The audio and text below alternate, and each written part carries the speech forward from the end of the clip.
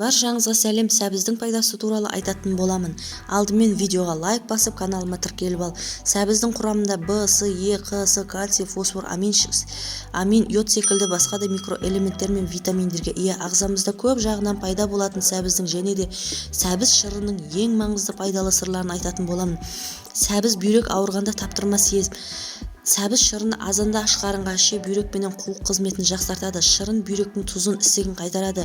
Өт асқазан жолдарын тазалайды. Бауыр функцияларын қорғансын, ас қорыту жүйесіне өте әсерлі. Құрамында Е дәрумені қатерлі ісіктің алдын алады. Қартаюмен байланысты шығатын ауру аяқсыздау сәбіз шырыны арқылы азайтуы мүмкін. Табиғи Ә дәруменнің қайнар көзі көз саулығын, көру қуатын арттырады. Сүйекке остеопорозге жақсы әсер береді.